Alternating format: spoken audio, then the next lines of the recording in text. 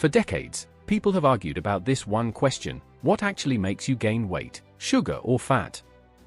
If you grew up in the 80s and 90s, you probably heard that fat was the enemy. Grocery shelves were filled with low-fat labels, people were terrified of butter, and everything from cookies to yogurt proudly claimed to be fat-free. Then suddenly, the narrative shifted. Sugar became the villain. Carbs were blamed. Keto became popular. Now fat is praised and sugar is demonized. So what's the truth? Does sugar make you gain weight? Does fat make you gain weight? Or is the real answer more complicated than that? To understand weight gain, we need to start with one basic principle: body fat increases when you consistently consume more calories than your body burns. This is called a calorie surplus. It doesn't matter whether those calories come from sugar, fat, protein, or even so-called healthy foods. If total energy intake exceeds energy expenditure over time, the body stores the excess energy primarily as fat. That's the foundation. But that doesn't mean all calories behave the same inside the body. The way sugar and fat affect hunger, hormones, cravings, and metabolism can influence how easy it is to overeat, and that's where things get interesting. Let's talk about sugar first. Sugar is a type of carbohydrate, and when you eat it, your body breaks it down into glucose.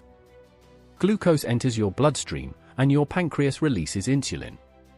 Insulin's job is to help move glucose into your cells to be used for energy. If there's more glucose than your body needs immediately, some of it is stored as glycogen in your liver and muscles. Once those storage tanks are full, excess energy can eventually be converted into body fat. The problem with sugar isn't that it magically turns into fat faster than anything else. The problem is that sugar is very easy to overconsume. Sugary foods tend to be highly palatable, low in fiber, and not very filling. Think about soda. A single can contain over 35 grams of sugar, yet it doesn't make you feel full. You can drink hundreds of calories in minutes and still feel hungry afterward. The same goes for pastries, candy, sweetened cereals, and many processed snacks. They spike blood sugar quickly, cause a strong insulin response, and then often lead to a crash that makes you hungry again. This cycle can increase overall calorie intake without you even realizing it. Over time, that's what leads to weight gain, not sugar alone, but excess calories driven by sugar-heavy foods. Now let's look at fat.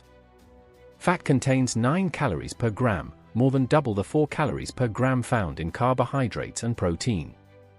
That means fat is more energy-dense. A small amount of fatty food contains a large number of calories. For example, a tablespoon of oil contains about 120 calories. A handful of nuts can easily exceed 200 calories. Fat doesn't spike insulin the same way sugar does, and it tends to digest more slowly, which can increase satiety. However, because it is so calorie-dense, it's very easy to eat more calories than intended. Think about how easy it is to add extra butter, oil, cheese, or creamy sauces to meals. These additions don't necessarily make you feel significantly fuller, but they can dramatically increase total calorie intake. That's why diets high in fat can also lead to weight gain if calories aren't controlled. Fat itself doesn't automatically make you gain weight. But because it packs so many calories into small portions, it can quietly push you into a surplus. Here's where the confusion really begins. Some people argue that sugar causes insulin spikes, and insulin causes fat storage, therefore sugar makes you fat. While insulin does play a role in storing nutrients, it is not a fat storage switch that overrides calorie balance. If you are not in a calorie surplus, your body will not continue storing fat indefinitely just because insulin is present. Even dietary fat requires insulin for proper metabolism. The body is far more dynamic than the simple insulin equals fat gain narrative suggests. On the other hand, some people argue that fat is harmless because it doesn't spike insulin. But again, calorie surplus is what drives weight gain. You can absolutely gain weight on a low-carb, high-fat diet if you eat more calories than your body burns. Many people lose weight on low-carb diets not because carbs were uniquely fattening, but because removing refined carbs and sugar often reduces appetite and overall calorie intake. When appetite drops, calorie intake drops. When calorie intake drops, weight drops. Another important factor is food combination. The most fattening foods in modern diets are not purely sugar or purely fat, they are combinations of both. Donuts, ice cream, pizza, cookies, fast food burgers. These foods contain sugar, refined carbs, and fat together in highly engineered ratios designed to maximize palatability. This combination stimulates the brain's reward system powerfully, making it very easy to overeat. When sugar and fat are combined, the body receives a double hit of energy density and rapid digestibility, making portion control more difficult. There's also the role of protein and fiber to consider. Protein is highly satiating and supports muscle mass, which helps maintain metabolic rate. Fiber slows digestion and improves fullness. Diets low in protein and fiber but high in sugar and fat tend to increase hunger and cravings. So often the issue isn't just sugar or fat in isolation, but the lack of protein and fiber in the overall diet. Let's also consider liquid calories. Sugar is particularly problematic in beverages. Soda, sweetened coffee drinks, fruit juices, energy drinks, these can add hundreds of calories per day without triggering fullness signals. The body doesn't compensate well for liquid calories, meaning you don't naturally eat less later to offset them. That's one reason sugary drinks are strongly associated with weight gain in research. Fat, on the other hand, is rarely consumed in large amounts in liquid form outside of things like cream or specialty beverages. So sugar in liquid form may be uniquely easy to overconsume. Hormones beyond insulin also matter. Ghrelin, the hunger hormone, and leptin, the satiety hormone, regulate appetite. Diets high in ultra-processed foods can disrupt these signals, making it harder to recognize fullness. Highly processed sugary and fatty foods can override natural appetite regulation. Whole foods, whether they contain carbs or fat, tend to be more filling and self-limiting. Now let's address metabolism. Some people claim sugar slows your metabolism or that eating fat boosts fat burning.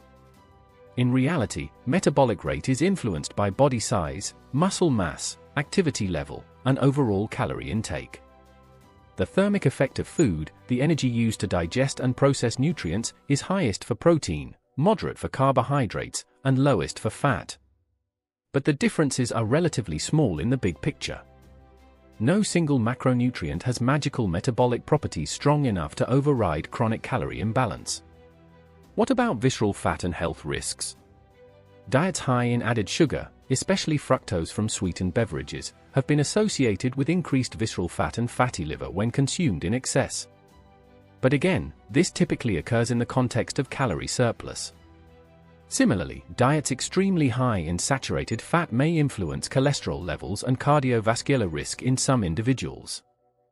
The key word in both cases is excess. So which one makes you gain weight? The honest answer is this: neither sugar nor fat alone causes weight gain. Excess calories do. However, sugar-heavy foods may make it easier to overeat because they're less filling and highly rewarding. Fat-heavy foods may make it easier to overeat because they're calorie-dense. And the combination of sugar and fat together may be the most potent driver of overeating in modern diets. If your goal is fat loss, the solution is not to fear one macronutrient but to manage overall calorie intake while prioritizing protein, fiber, and minimally processed foods. You can lose weight eating carbs. You can lose weight eating fat. You can even include sugar in moderation. What matters most is sustainability. The best diet is the one you can follow consistently while staying in a calorie deficit. Instead of asking, is sugar or fat making me gain weight, a better question might be, am I consistently eating more energy than I'm burning? That shift in perspective changes everything. It moves the focus away from demonizing nutrients and toward understanding habits, portions, food quality, and lifestyle. At the end of the day, the body doesn't operate on internet debates. It operates on energy balance, physiology, and behavior. Sugar isn't evil. Fat isn't evil. But excess, especially from ultra-processed, hyperpalatable foods, is where weight gain happens. So if you want a simple takeaway, control portions, Prioritize protein, eat whole foods most of the time, limit liquid calories, and be mindful of highly processed sugar and fat combinations. Do that consistently, and weight gain becomes far less likely, regardless of whether your diet includes sugar or fat. And that's the real answer to the sugar versus fat debate. If this helped clear up the confusion between sugar and fat, here's the real takeaway to remember: it's not about blaming one nutrient, it's about understanding the bigger picture. Weight gain isn't caused by a single ingredient. It's driven by consistent habits, portion sizes, and overall calorie balance. When you focus on whole foods, prioritize protein, manage portions, and stay consistent, you take control, not sugar, not fat. If you found value in this breakdown, make sure to like this video, subscribe to the channel, and share it with someone who's still stuck in the carbs versus fats debate.